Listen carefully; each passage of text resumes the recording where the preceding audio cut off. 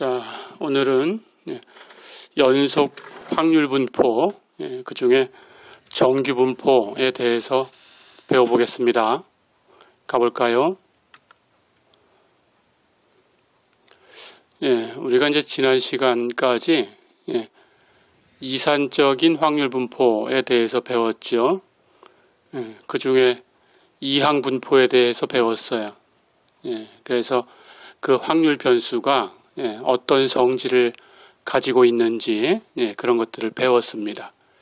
지난 시간에 배운 대로 연속일 때는 시그마를 적분으로 바꿔주기만 하면 돼요. 그러면 여러분들이 배웠던 그 성질이 똑같이 있으니까 뭐 그렇게 어려운 건 아닙니다. 자, 그럼 우리가 지난 시간에 배운 대로 우선 이산적이다, 연속적이다 라는 걸 구분해 봤었어요. 그렇죠?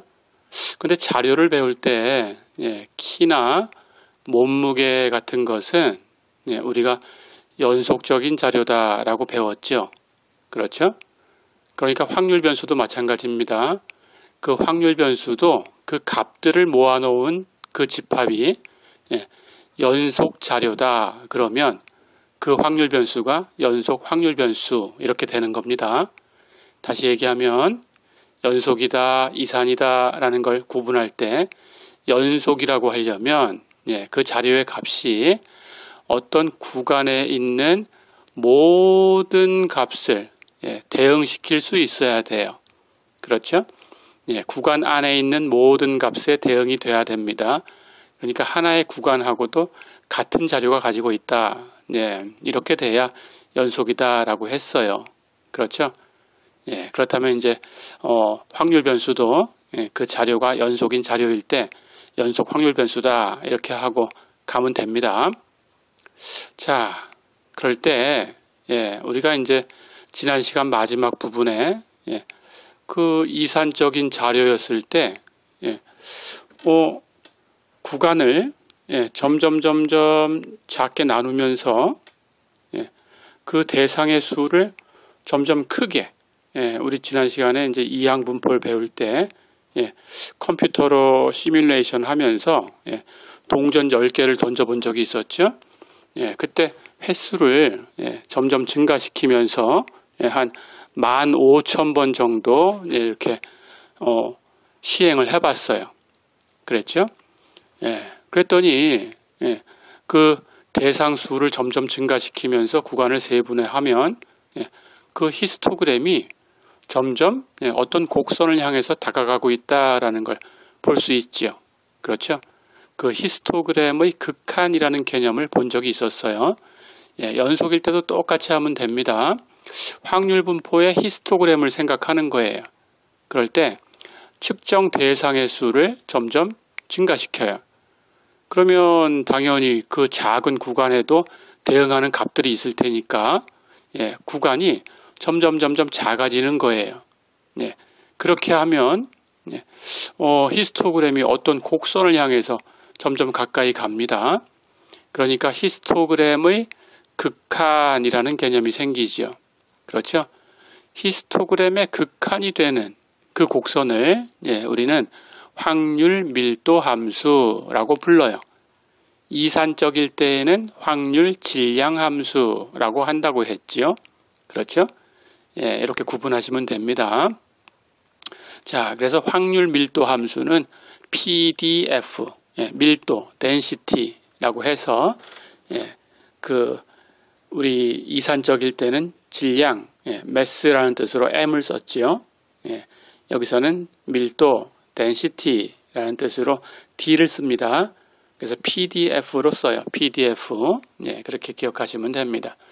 자, 그럴 때 그 확률이 되는 그 함수를 fx라고 쓸 텐데 똑같습니다. 이산적일 때 하고 이런 성질을 만족해야 돼요. 확률이니까 0 이상이 돼야 됩니다. 그렇죠? 연속적인 구간이니까 그 자료가 나타나는 범위에서만 생각하면 돼요. 그런데 마이너스 무한대부터 플러스 무한대까지라고 하면 전체가 되겠죠. 그리고 없는 구간은 뭐 계산 안 하면 되는 거예요. 그래서 마이너스 무한대부터 플러스 무한대까지 그 확률 함수를 이산적일 때는 다 더하면 1이죠. 근데 다 더했다라는 개념이 연속적일 때는 적분이라는 개념으로 바뀌어요. 그렇죠?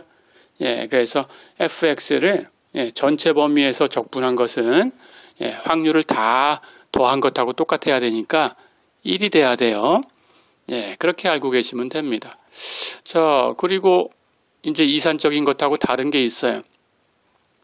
이산적일 때에는 x가 x1 확률, 한 점에서의 확률이 계산이 됐죠. 그렇죠?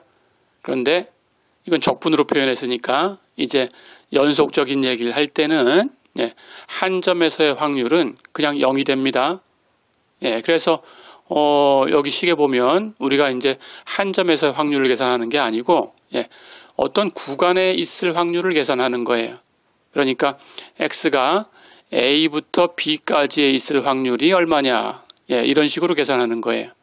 그 값이 이 구간에서 주어진 함수, 확률, 밀도 함수를 그냥 적분하면 돼요. 그렇게 하시면 됩니다. 자, 그러면 여러분들이 체크해야 되는 게 한 점에서의 확률은 0이니까 여기 구간을 표시할 때 여기 등호라는 건 아무 의미가 없어요. 그렇죠? 이렇게 이상으로 표현해도 되고 그냥 크다라고 표현해도 똑같아요. 그렇죠? 한 점에서의 적분은 0입니다. 지난 시간에 잠깐 힌트를 줬었죠. 그렇죠?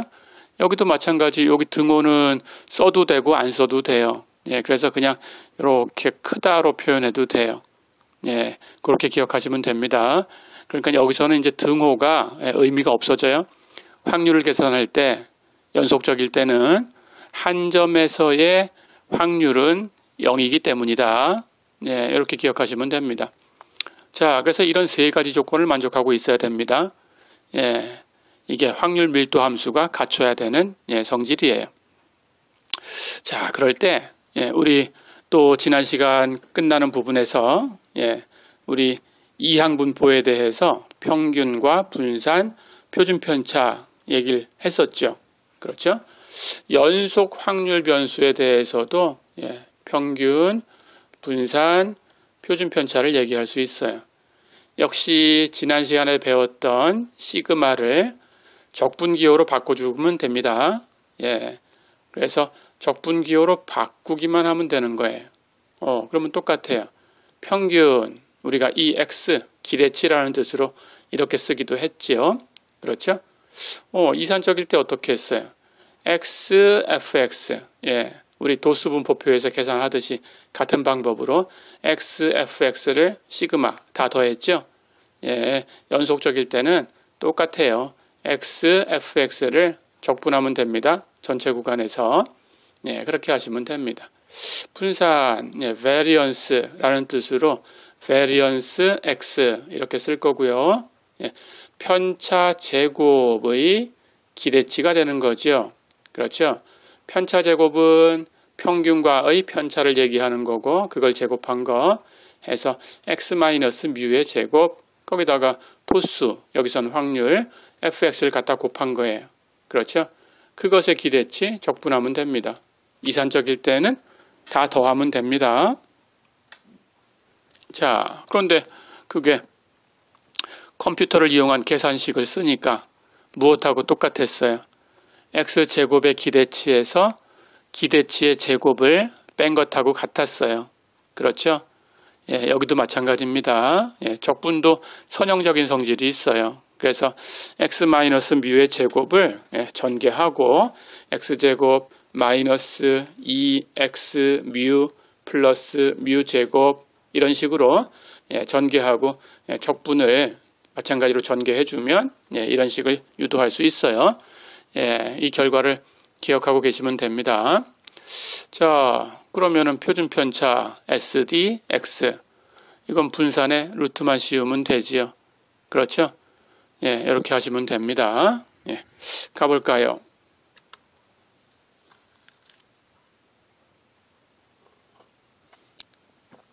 자, 그럼 우리 연속적인 자료 중에서 키라는 걸 가지고 와 볼까요? 그 오른쪽 표를 보세요. 그림. 그 위에 그림을 보면 성인 남자 200명을 대상으로 해서 키를 조사했는데 키는 61인치, 64인치, 67인치 이렇게 3인치 간격으로 조사를 했어요. 그렇죠? 그랬더니 히스토그램이 이 그림처럼 이렇게 나타났어요. 그렇죠?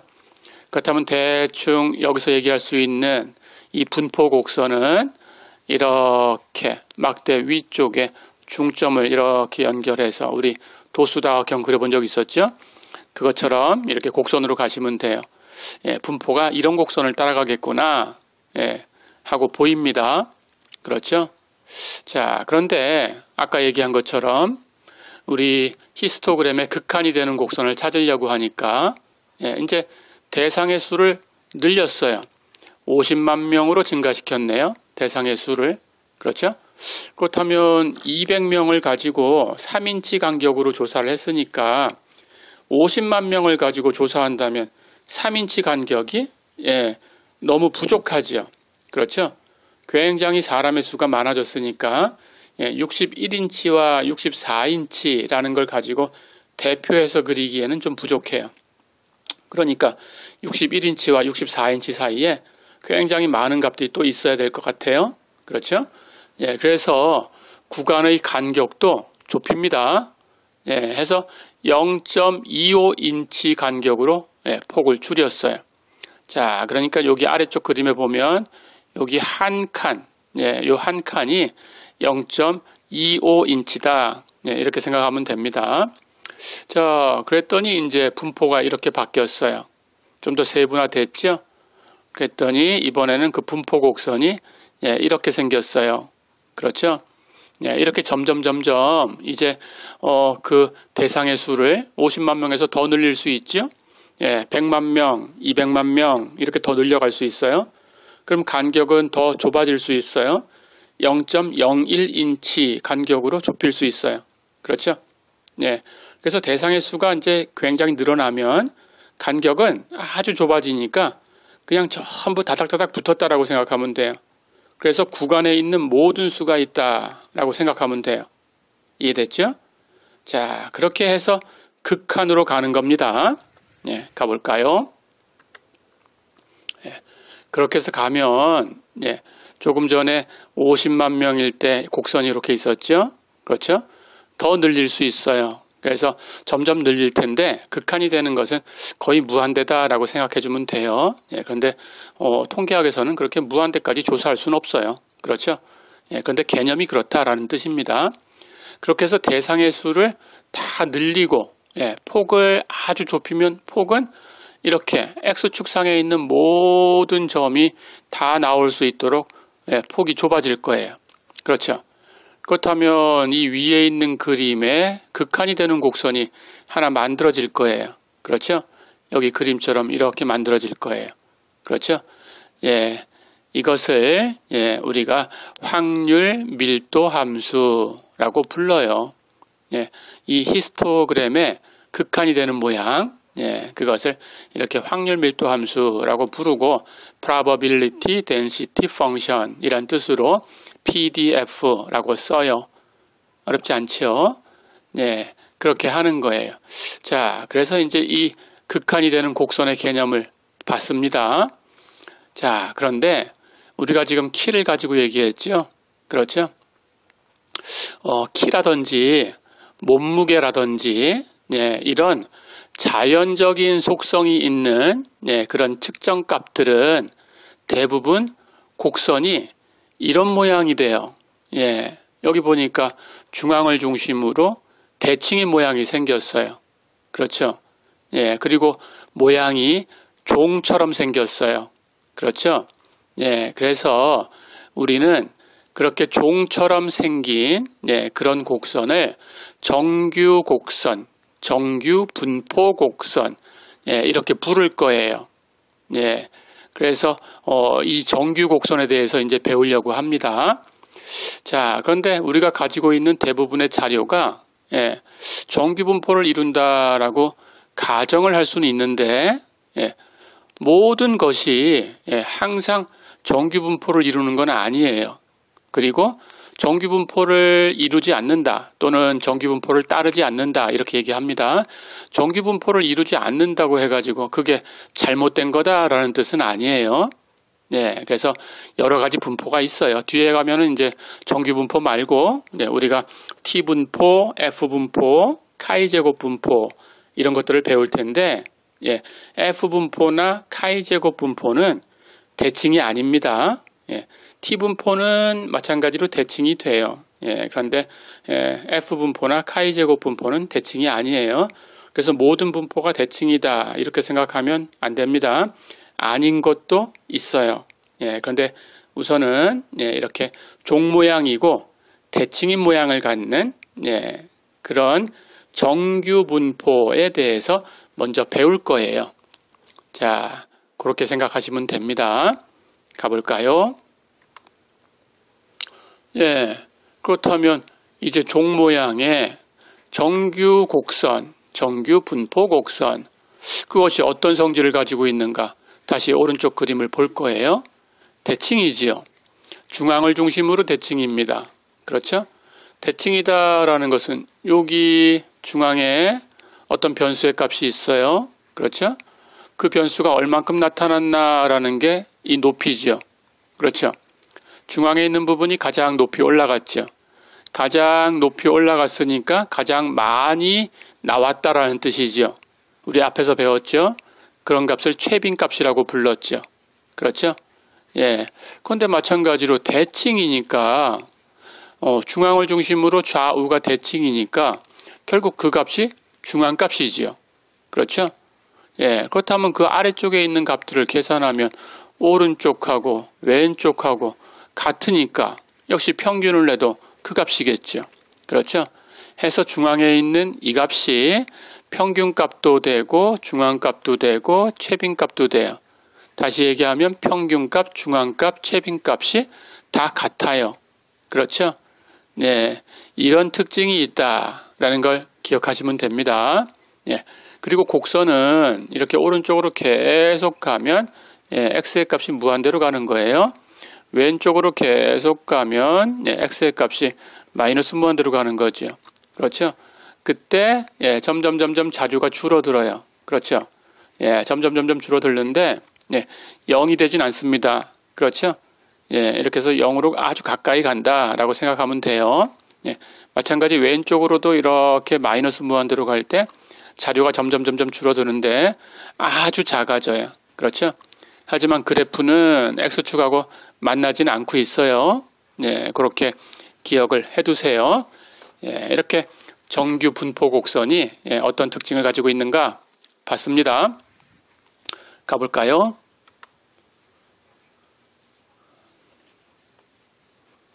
자, 그래서 조금 전에 설명한 대로 정규 분포 곡선은 이런 곡선을 갖는데 아까 설명한 그대로예요. 이 중앙에 있는 값에서 이 꼭대기까지 이렇게 올라가면 그게 얼만큼 나타났다라는 뜻이에요.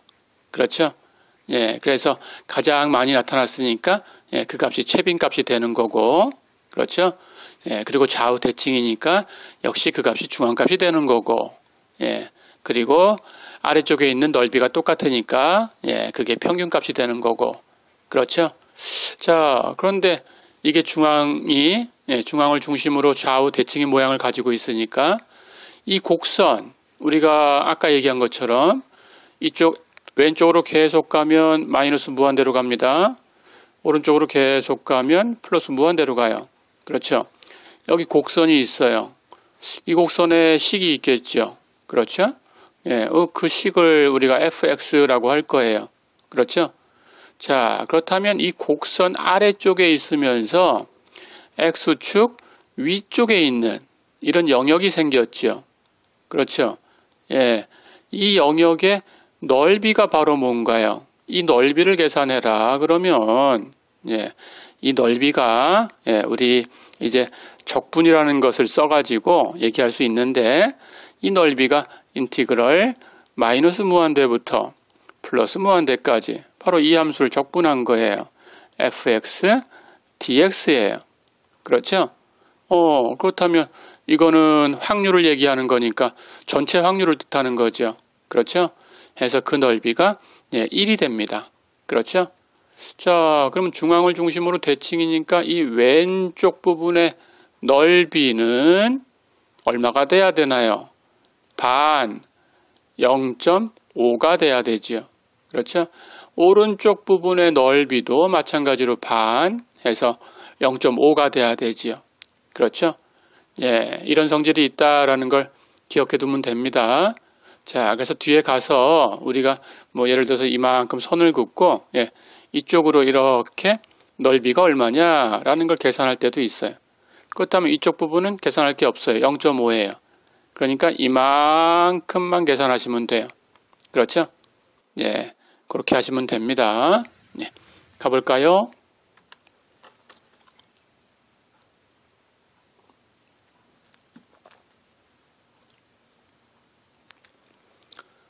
자, 그런데 정규 분포 곡선이라는 것은 이제 아까 그림처럼 이렇게 좌우 대칭이니까 여기 중앙에 있는 요 값이 평균이에요. 그렇죠? 뮤입니다. 그렇죠? 그리고 우리 표준 편차를 시그마라고 표현을 했어요. 그렇죠? 근데 이 분포 곡선은 평균과 시그마가 달라지면 곡선의 모양이 달라져요. 종 모양이고 대칭이고 이런 것들은 다 공통적입니다. 그런데 얼만큼 더 높이 올라갔냐, 얼만큼 옆으로 흩어져 있냐 라는 것은 달라질 수 있어요. 그래서 이 그림을 보면 둘 다 정규 분포 곡선인데 왼쪽하고 오른쪽이 약간 달라요. 그렇죠? 왼쪽에 있는 그림이 표준 편차가 더 큰 거예요. 옆으로 흩어짐이 많죠. 그렇죠? 이 곡선의 모양을 보니까 옆으로 흩어진 게 이만큼 있어요. 오른쪽 그래프는 흩어짐이 요만큼 돼요. 그렇죠? 그래서 왼쪽이 더 흩어져 있으니까 우리 앞에서 배웠죠? 자료가 흩어진 정도를 표시해 주는 값이 뭐라고 했어요? 표준 편차라고 했어요. 그렇죠? 그래서 우리 채비셰프의 정리를 배운 적이 있습니다. 그렇죠? 그 평균을 중심으로 표준 편차에 몇 배까지의 자료가 있을까라는 걸 우리 채비셰프 정리를 가지고 계산해 본 적이 있었죠. 그렇죠?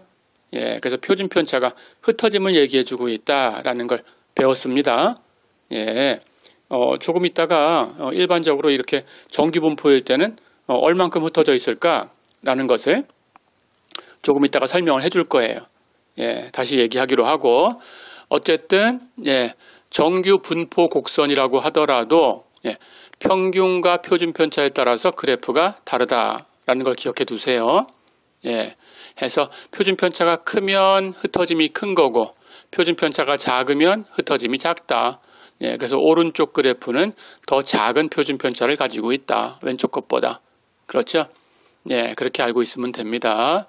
자, 그래서 우리는 그 표준 편차의 몇 배, 평균으로부터 표준 편차의 몇 배 안에 자료가 있을까라는 것들을 생각하고 싶은 거예요. 그리고 이 곡선은 여기 보면 곡선이 이렇게 가다가 자, 여기서 이렇게 휘어지는 부분이 있죠? 그렇죠? X축으로 가까이 가야 되니까 이 부분을 우리가 변곡점이다라고 얘기를 해요. 변곡점. 그러니까 곡선의 모양이 달라지는 점이에요. 위로 오목, 아래로 오목에서 위로 오목으로 바뀌는 그런 부분입니다. 이 변곡점이 어디서 나타나냐?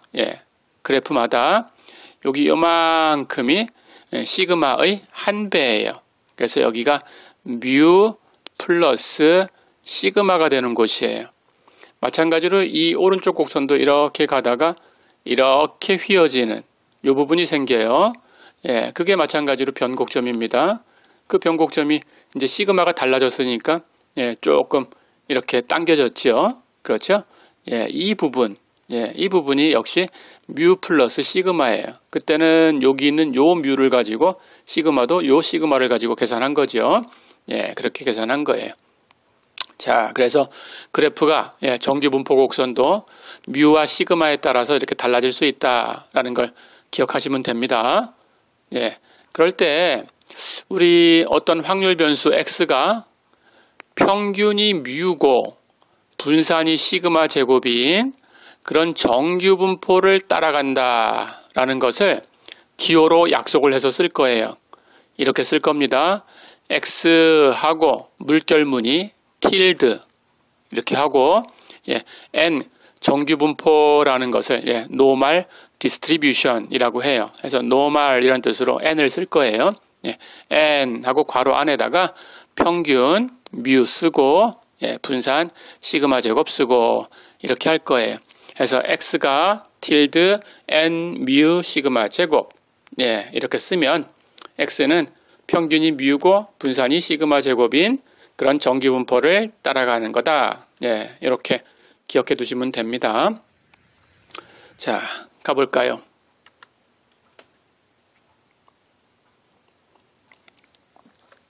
지금 우리 정규 분포가 대칭이다라는 걸 배웠는데 모든 분포가 정규 분포는 아니에요. 그래서 정규 분포가 아닌 것들이 있습니다. 그러니까 대칭이 아닌 것들이 있어요. 대칭이 아닌 분포를 갖게 되면 오른쪽 그림처럼 이렇게 기울어져 있어요. 우리 앞에서 배울 때 잠깐 설명했었죠. 왼쪽 그림을 보니까 이렇게 왼쪽으로 긴 꼬리를 가지고 있어요. 그렇죠. 왼쪽으로 긴 꼬리를 가지고 있을 때 기울어짐, 외도라고 합니다. 스큐니스, 외도가 마이너스다 라고 해요. 그래서 외도 계산하는 식이 있어요. 그런데 우리 수업 시간에는 뭐 거기까지는 배우지 않을 거고, 그런데 그 식을 계산하면 0보다 작은 수가 나옵니다. 해서 외도가 음수인 그런 분포가 있습니다. 반대로 오른쪽 그림은 곡선이 오른쪽으로 긴 꼬리를 가지고 있죠. 그렇죠? 그때는 외도가 플러스다 라고 얘기를 해요. 그래서 이렇게 기울어져 있는 분포를 갖는 그런 확률 변수의 분포, 확률 분포도 있다라는 걸 알고 있으면 됩니다. 그런데 지금은 정규 분포에 대해서만 배울 거예요. 그래서 이 외도가 있는 부분에 대해서는 지금은 다루지 않습니다. 이렇게. 하지만 모든 분포가 정규 분포는 아니다. 확실하게 알고 있어야 됩니다. 가볼까요? 자, 그럼 정규 분포 얘기로 다시 돌아오겠습니다. 앞에서 잠깐 얘기했지만 체비셰프의 정리가 얘기해 주는 게 자료가 표준 편차의 몇 배 거리에 평균으로부터 그렇죠? 평균으로부터 표준 편차의 몇 배 거리에 얼만큼의 자료가 있을까라는 걸 계산하는 식을 제공해 줬었죠. 그렇죠? 그래서 우리가 앞에서 예제도 풀어봤어요. 그런데 정규 분포일 때는 그 체비셰프의 정리를 가지고 얘기하는 것보다 훨씬 더 많은 자료가 포함되어 있어요. 요건 나중에 표를 보고 여러분들이 계산할 수 있습니다. 그런데 요만큼 있다라는 것은 대충 기억하고 계시면 됩니다. 첫 번째, 자료가 평균으로부터 표준 편차의 1배. 그러니까 표준 편차만큼 떨어진 거죠. 뮤 마이너스 시그마부터 뮤 플러스 시그마까지. 그 거리에 자료가 얼만큼 있냐. 전체 자료의 68% 정도가 들어와요. 정규 곡선일 때는. 그렇게 기억해 두시면 됩니다. 나중에 표 찾는 법을 배울 거예요. 뒤에서. 그때 표를 찾아서 한번 확인해 보세요. 연습해 주겠습니다. 두 번째는 평균으로부터 표준 편차의 2배 거리. 그러니까 플러스 마이너스 해서 뮤 마이너스 2시그마부터 뮤 플러스 2시그마까지 그 안에 자료의 95%가 들어와 있어요. 그러니까 대부분 표준 편차의 2배 안에 있다라고 생각하면 되죠. 그렇죠? 마지막으로 표준 편차의 3배 거리 뮤 마이너스 3시그마부터 뮤 플러스 3시그마까지 그 안에 자료의 99%가 들어와요. 정규 곡선은 이렇게 들어옵니다. 자, 그러니까 정규 곡선을 따라간다, 정규 분포를 따라간다라고 하면 평균으로부터 표준 편차의 3배 거리 안에 거의 모든 자료가 들어와 있다라고 생각하면 되죠. 그렇죠? 그러니까 그 바깥에 기껏해야 얼마가 있어요? 1%밖에 없어요. 그 바깥에는. 그렇죠? 그렇다면 그 바깥에 있는 것은 무시해도 되죠. 그렇죠? 나중에 뒤에 가서 가설 검정을 배울 텐데 이렇게 95% 박혀 있는 걸 무시할 수도 있고 99% 박혀 있는 것을 무시할 수도 있어요. 그것을 뒤에 가면 이제 기강력이다라는 용어로 바꿔서 배울 텐데 여기서 이런 개념이었구나 하는 걸 미리 알고 있으면 됩니다. 95% 안에 자료가 다 있으니까 바깥쪽은 얼마 없구나. 이런 개념이구나. 99% 안에는 거의 다 들어와 있으니까 그 밖에는 진짜 뭐 조금밖에 없구나. 이렇게 생각하시면 됩니다. 가볼까요?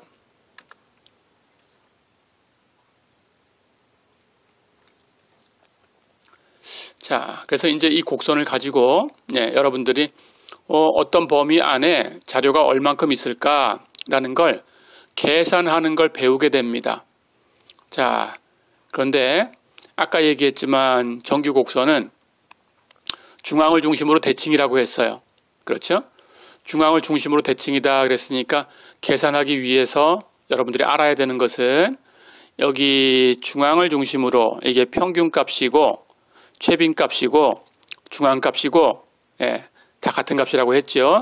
이 중앙을 중심으로 왼쪽 자료, 오른쪽 자료하고 똑같이 반반이다라는 거예요. 그렇죠? 그래서 아래쪽의 넓이가 둘 다 50%씩이다. 이쪽도 50%, 오른쪽도 50%. 그렇죠? 다시 얘기하면 이 아래쪽에 있는 이 영역의 넓이가 0.5다. 그런 뜻입니다. 이 넓이가 0.5다. 그러니까 확률이 0.5다. 그런 뜻이에요. 그것을 기호로 표현하면 x가 평균 이하가 될 확률, 이 왼쪽이지요. 그렇죠? 평균 이하가 될 확률 0.5.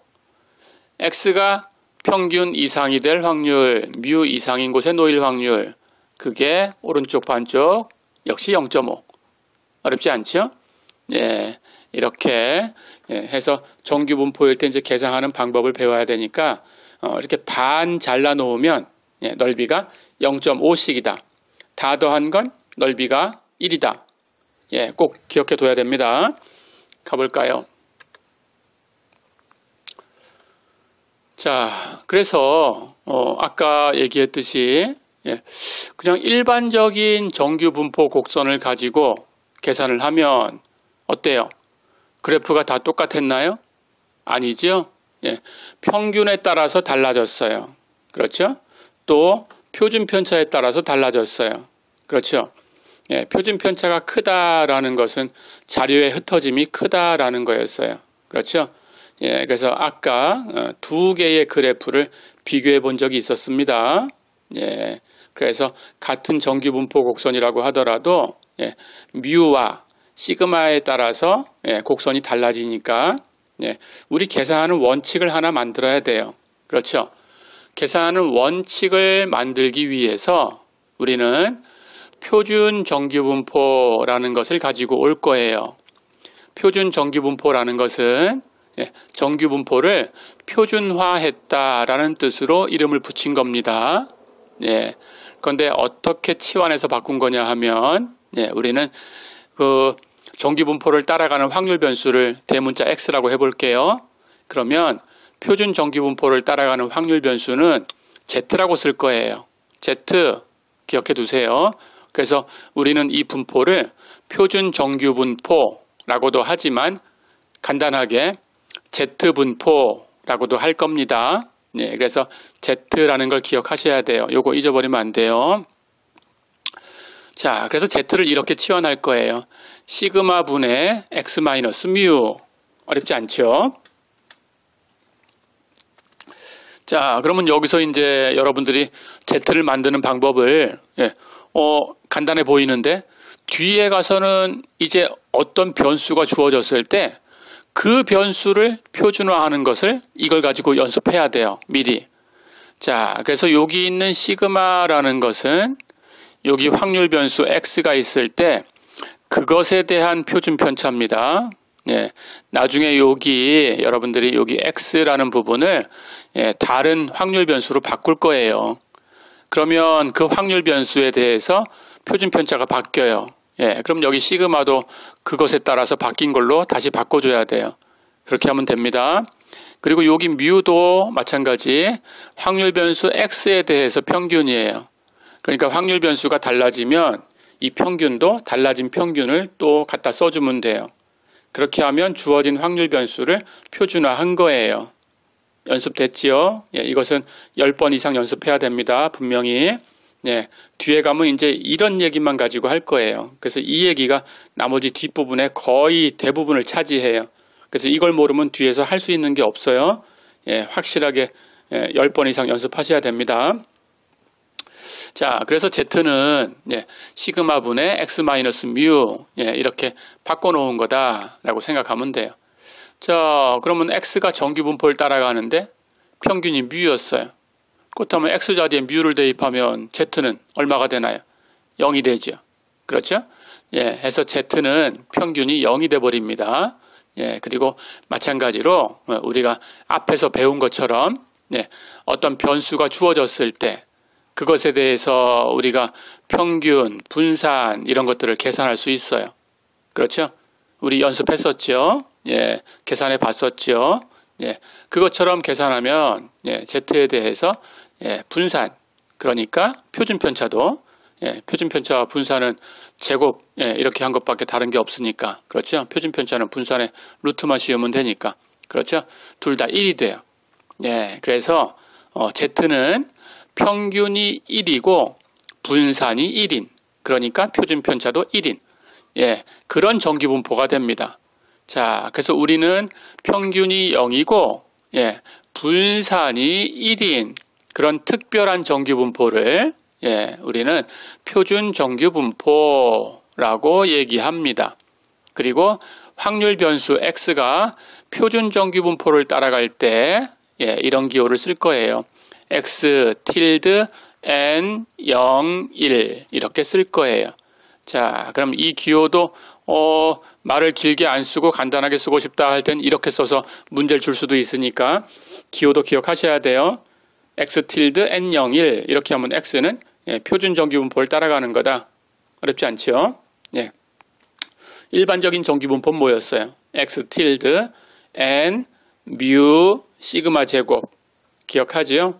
예, 그렇게 평균과 분산을 가지고 표기하고 있다. 예, 이렇게 기억하시면 됩니다.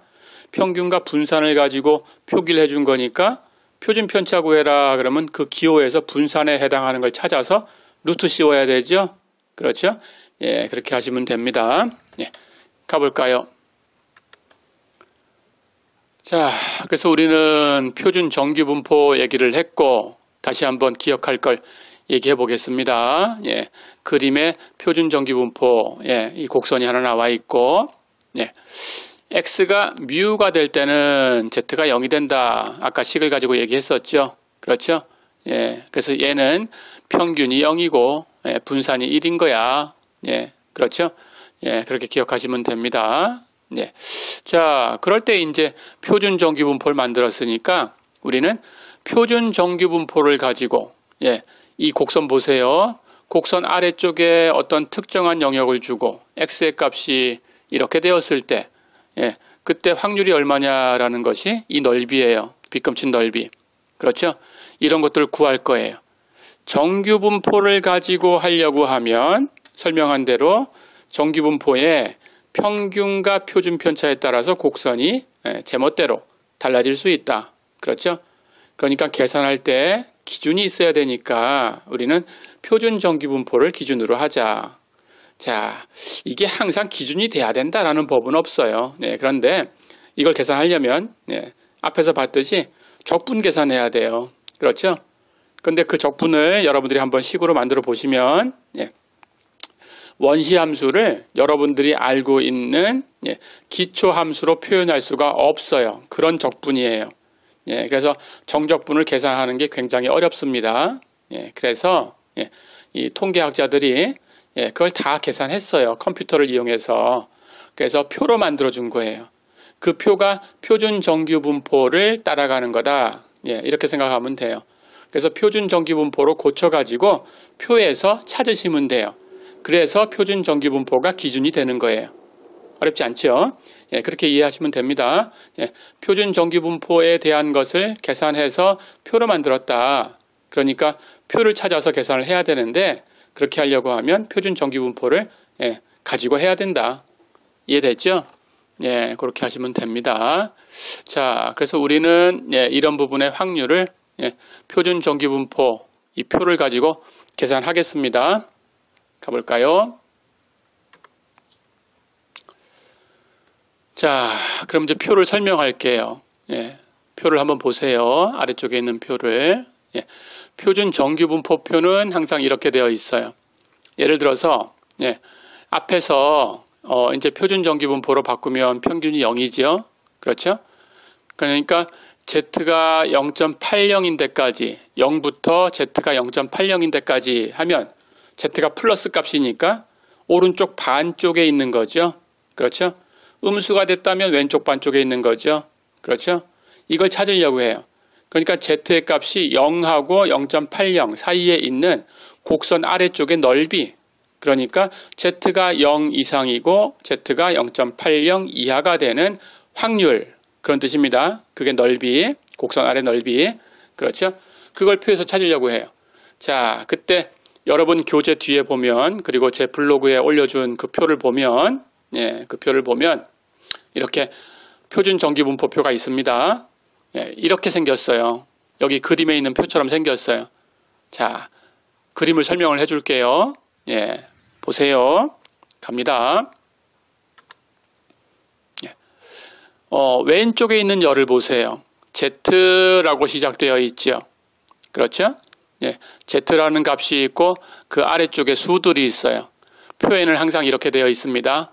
이해됐죠? 그때 그 열 아래쪽에 있는 수들은 뭘 표시하냐? 소수점 아래 첫 번째 자리까지만 쓴 거예요. 그러니까 0.0 첫 번째 자리까지 0.1 그리고 0.2 이렇게 쭉 내려가면 됩니다. 이해됐죠? 이 밑으로도 계속 있어요. 0.8 밑에도 표가 쭉 있습니다. 계속 있어요. 자, 그런데 요만큼만 가지고 온 거예요. 표에서. 우리는 0.80을 찾으려고 하는 거예요. 그렇죠? 이렇게 왼쪽에는 소수점 아래 첫 번째 자리까지만 있다. 봤지요? 갑니다. 그리고 이 위에 보면 제일 위에 행이 있죠. 그렇죠? 제일 위에 있는 행은 이 가로줄에 있는 행은 이제 소수점 아래 두 번째 자리예요. 두 번째 자리. 자, 그렇게 하시면 됩니다. 이해됐죠? 그래서 여기서 0.0을 찾고 위에서 0.00을 찾았으면 소수점 아래 첫 번째 자리까지는 0이고 그렇죠? 두 번째 자리는 여기에서 계산하시면 돼요. 이해됐죠? 해서 0.00이 되는 거예요. 이해됐죠? 0.1하고 얘가 만나면 0.10 이해됐죠? 0.2하고 얘가 만나면 0.20 어렵지 않죠? 그 다음 걸로 가볼까요? 0.3하고 얘가 만나면 이렇게 만나면 0.31 이렇게 되는 거예요. 이해됐죠? 0.4하고 예를 들어서 얘가 만나면 이렇게 내려가서 0.45가 되는 거예요. 이해됐죠? 그렇게 할 수 있지요. 가볼까요? 자, 그럼 여러분들이 Z는 0.80을 찾으려고 해요. 그렇다면 세로줄에서는 소수점 아래 첫 번째 자리까지 0.8 찾으면 됩니다. 그렇죠? 그러면 0.8을 찾는 거예요. 그리고 두 번째 자리는 0이에요. 그렇죠? 그것은 가로줄에서 찾아요. 0이니까 두 번째 자리가 0인 거 찾으면 돼요. 0.00. 그렇죠? 그렇게 찾은 게 0.80이에요. 이해됐죠? 그러면 그게 만나는 곳에 가면 됩니다. 이렇게 0.00에서 내려가고 0.8에서 오른쪽으로 가고 만나는 칸에 숫자가 0.2881 하고 되어 있어요. 그렇죠? 0.2881 하고 되어 있는 것은 0.2881이라는 뜻이에요. 이해됐죠? 그렇게 하시면 됩니다.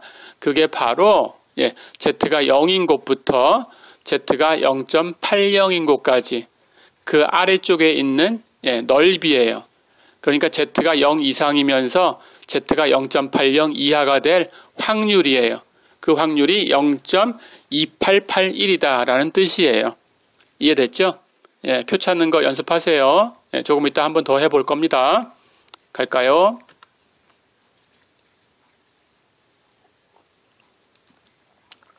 자, 그렇다면 우리가 이제 0.80을 찾아서 그게 어떤 뜻인가 라는 걸 알았어요. 표에서 0.80을 찾으면, 그렇죠? Z가 0부터 0.80까지 있을 확률이다. 그런 뜻입니다. 이해됐죠? 그러니까 여러분들이 표에서 찾는 것은 0.80이라는 것은 Z가 0부터 0.80 이렇게 될 확률을 찾은 거예요. 그러니까 이렇게 0부터 간다라는 거 잊지 마세요. 0부터만 계산하고 있다라는 거. 그렇죠? 그러니까 Z가 0부터 0.80까지다. 그러면 이렇게 0.80을 표에서 찾으면 되는 거예요. 자, 근데 주의할 거. 왼쪽은 0 이상인 쪽이다. 이거 주의하고 있어야 됩니다. 그렇죠? 당연히 문제에 따라서 이게 바뀔 수 있어요. 그러니까 이걸 응용해야 돼요. 응용할 때는 항상 오른쪽 반쪽도 왼쪽 반쪽도 넓이 계산하면 0.5다. 전체 다 계산한 거 전체 넓이는 1이다. 라는 걸 잊지 마시고 그걸 이용해서 계산하셔야 됩니다. 그렇죠? 그러니까 확률을 이렇게 줬다면 그러면 마이너스 0.80부터 0까지 이럴 확률을 구해라 했다면 어때요?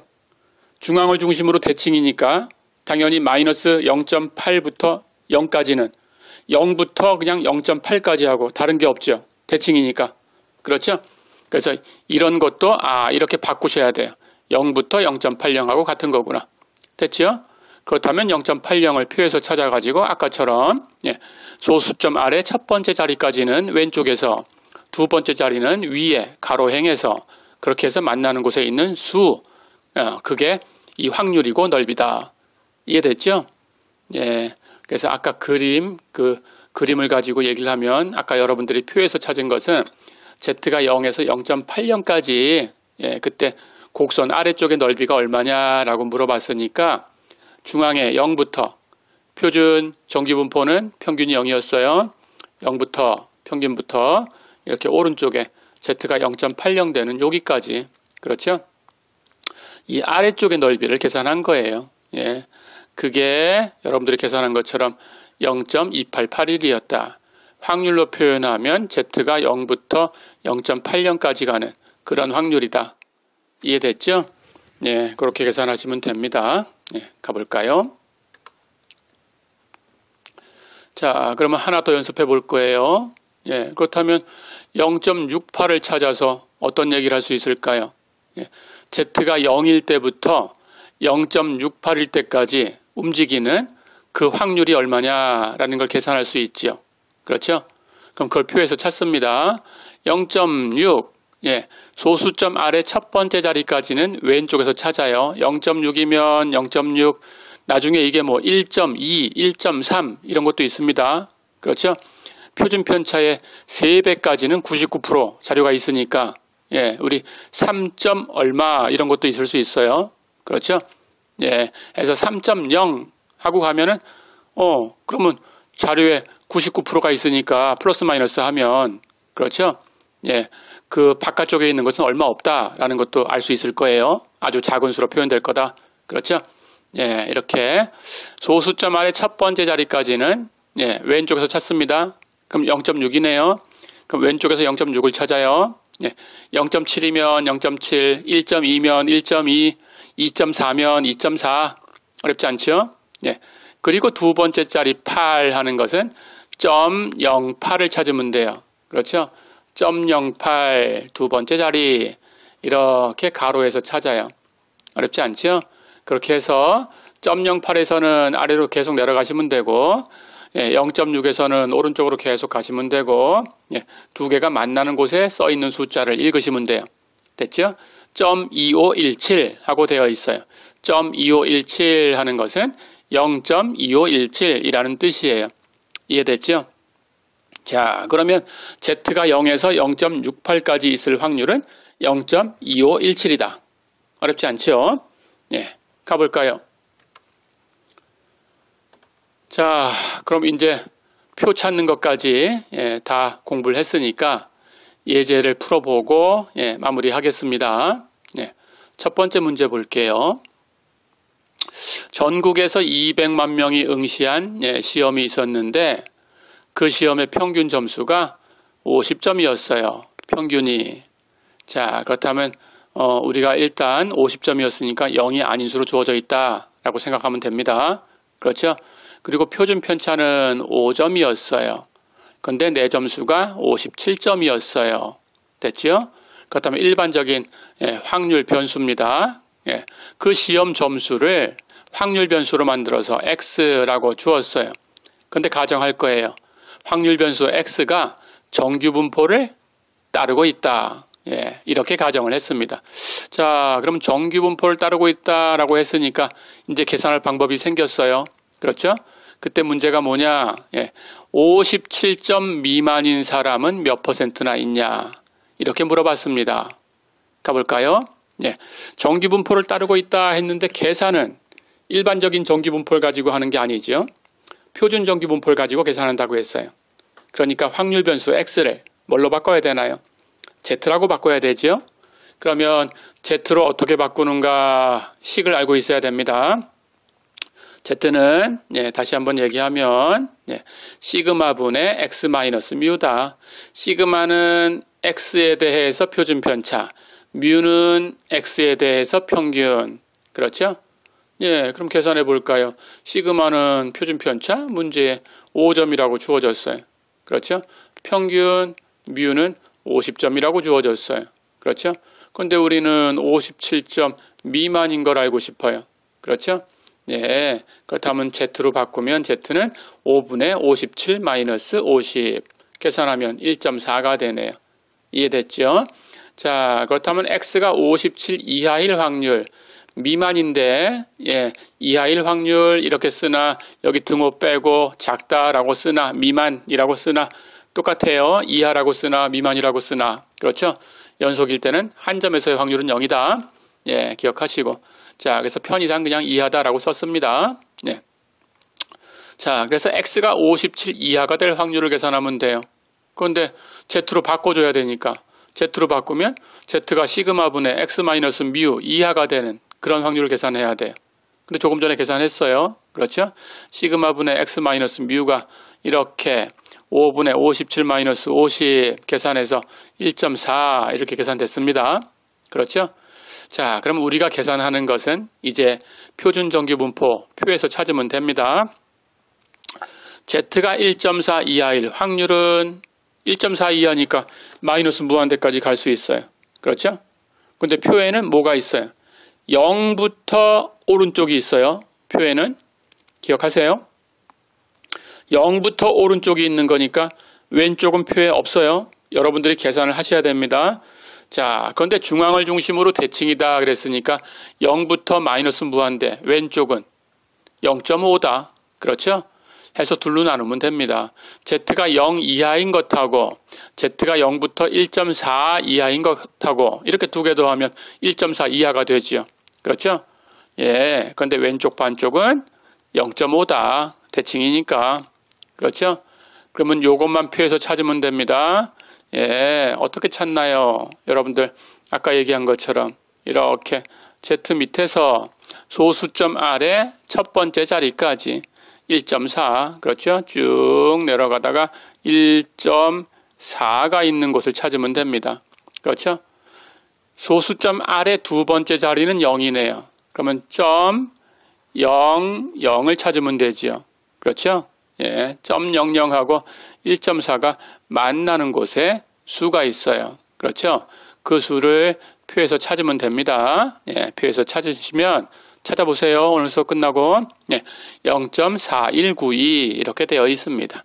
자, 그렇다면 이제 0.5하고 더하면 0.9192가 되네요. 그렇죠? 그러면 이제 확률을 계산했지요. 57점 미만인 사람은 얼마나 있다? 91.92% 있다. 그렇죠? 그림으로 볼까요? 어떤 뜻이에요? 평균 50점이고 내가 알고 싶은 건 57점. 그렇죠?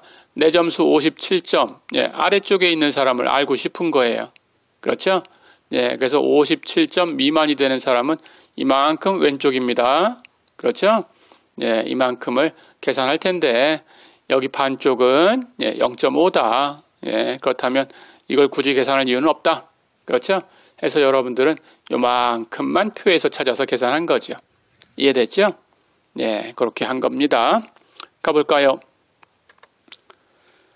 자, 한 문제 더 풀어보겠습니다. 그렇다면 위에 있는 똑같은 예제에서 이번에는 내 점수가 42점이라고 가정을 할 거예요. 자, 그렇다면 42점 미만이 되는 사람은 예, 전체 몇 %가 되냐? 예, 그리고 42점보다 낮은 점수 받은 사람이 전체 200만 명이라고 했으니까 명수로 몇 명인가 이걸 계산하고 싶어요. 똑같지요? 예, x가 42 이하일 확률을 계산하면 되는데 z로 바꿔줘야 돼요.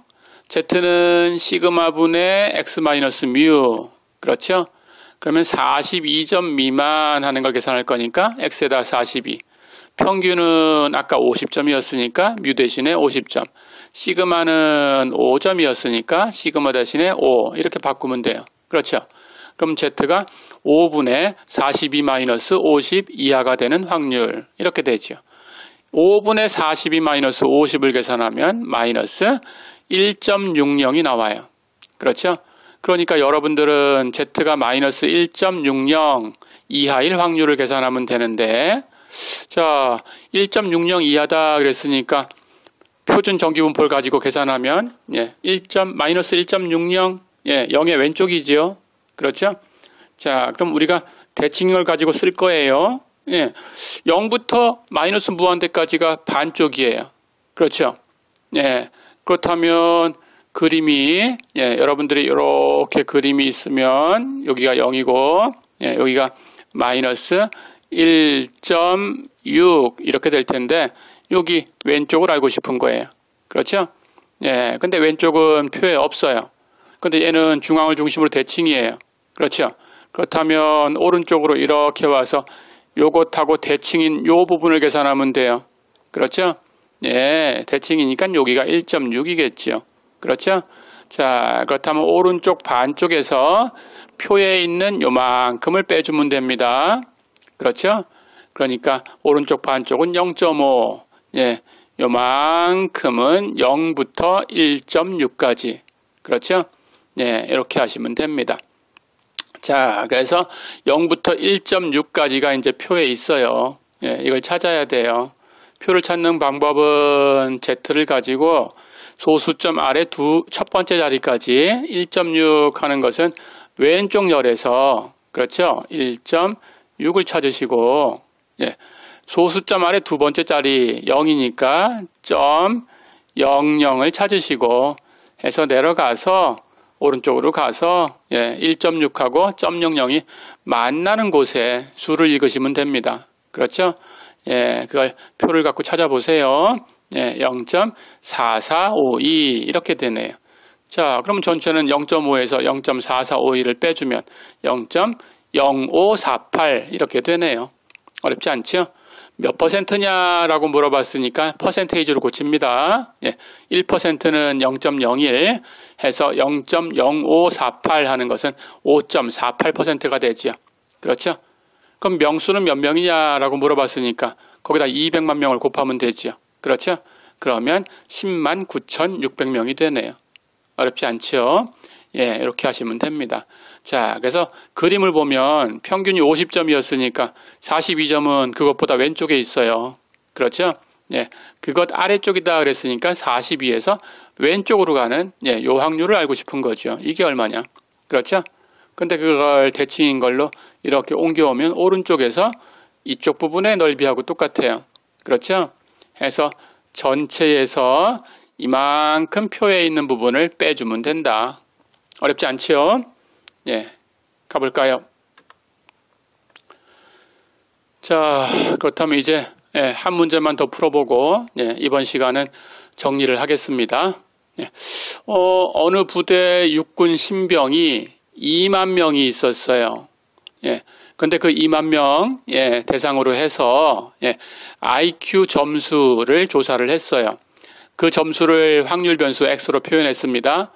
그랬더니 x가 x tilde n 108,49 이렇다고 가정하자. 이제 기호를 썼죠. 이건 무슨 뜻인가요? n 정규 분포를 따른다. 그렇죠? 근데 108 뭐예요? 평균이 108점이다. 그렇죠? 49 뭐예요? 분산이에요. 요거 기호를 꼭 기억하셔야 됩니다. 시그마 제곱이죠. 그렇죠? 그러니까 시그마는 우리 계산할 땐 시그마가 필요하니까 49는 77이 49 7의 제곱이네요.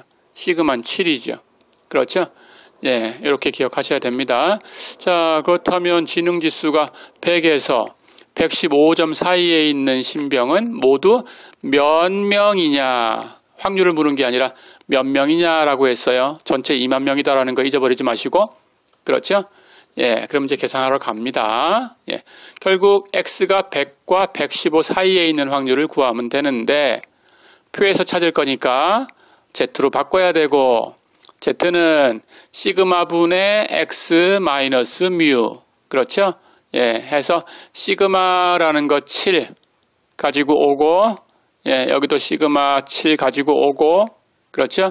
평균 108 가지고 오고 여기도 평균 108 가지고 오고 그렇죠? x 자리에다가 왼쪽은 100부터 오른쪽은 115까지 그렇죠? 이렇게 계산하면 됩니다. 해서 어떤 확률을 계산하냐면 z로 바꾸니까 z가 7분의 100-108에서 7분의 115-108 사이에 있는 확률을 계산하셔야 돼요. 그렇죠? 7분의 100-108 계산기로 계산해주면 마이너스 1.14 7분의 115-108 역시 계산기로 계산하면 이건 1.00이네요. 자, 그래서 z는 마이너스 1.14와 1.00 사이에 있으면 됩니다. 그렇죠? 그럴 확률을 계산할 텐데 표에 있는 걸 찾으셔야 돼요. 그렇죠? 그래서 둘로 나눴습니다.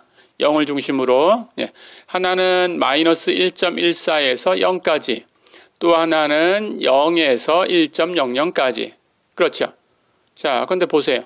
0부터 1.00까지는 표에 있지요. 그렇죠? 하지만 마이너스 1.14에서 0까지는 음수로 되어 있으니까 표에 없지요. 그렇죠? 그렇다면 얘는 표에 있는 걸로 바꾸셔야 되지요. 그렇죠? 근데 마이너스 1.14에서 0까지니까 중앙을 중심으로 대칭이다 라고 바꾸시면 됩니다. 결국 뭐하고 같아요? 0부터 그렇죠? 바로 대칭이니까 부호 바꿔버리고 1.14까지 이렇게 된 것하고 같아요. 그렇죠? 해서 이걸 찾으시면 됩니다. 그러니까 표에서는 이쪽 부분은 1.00 찾으시고 이쪽 부분은 1.14를 찾으면 되지요. 그렇죠? 1.00은 소수점 아래 두 번째 자리까지는 왼쪽에서 열에서 그렇죠? 그러면 열에서는 1.0을 찾으시면 되네요. 그렇죠? 소수점 아래 두 번째 자리는 위에 있는 행에서 그러면 점 00을 찾으시면 되네요. 얘는 그렇죠? 점 00. 그래서 점 00하고 1.0하고 만나는 곳에 있는 수를 찾으면 되네요. 그렇죠? 역시 수업 끝나고 여러분들 표에서 찾아보세요. 해서 이렇게 찾으면 얘가 0.3413 이렇게 됩니다. 요거 표에서 찾아서 확인해 보시고 그럼 1.14는 어떻게 찾아요? 역시 소수점 아래 첫 번째 자리까지는 Z 아래쪽에 왼쪽 열에서 그러면 1.1을 찾아야 되지요. 그렇죠? 소수점 아래 두 번째 자리 4니까 가로행에서는 가다가 점 0.4를 찾으시면 되지요. 그렇죠? 그럼 0.4하고 1.1하고 만나는 곳이 있어요. 그렇죠? 그게 1.14가 되는 겁니다. 그렇죠? 그렇다면 1.14가 되는 부분은 여기 만나는 곳에 이렇게 표를 찾으면 그 값이 0.3729 이렇게 되네요. 됐죠? 해서 두 개를 더하시면 돼요. 그래서 두 개를 더하면 0.7142 이렇게 됩니다. 이해됐죠? 자, 그럼 이제 명수를 물어봤으니까 전체는 2만 명이에요. 2만 명을 이만큼 곱하면 되죠. 그렇죠? 14,284명이다. 어렵지 않죠? 예, 오른쪽에 이렇게 그림처럼 이렇게 이해할 수 있죠. 예, 이렇게 생각하면 됩니다. 자, 그래서 그림을 보니까 아까 설명한 대로 여기 왼쪽 반쪽, 여기 오른쪽 반쪽 둘로 나눠가지고 계산을 했어요. 그렇죠? 오른쪽에 있는 부분이 아까 계산한 것처럼 이만큼 표에서 찾았고, 그렇죠? 왼쪽에 있는 부분, 아까 표에서처럼 찾았고, 됐죠? 이렇게 하시면 됩니다. 자, 오늘 수업 끝나면 표 찾는 거 연습해 보시고, 이 그림도 연습해 보세요. 오늘은 여기까지입니다. 수고했습니다.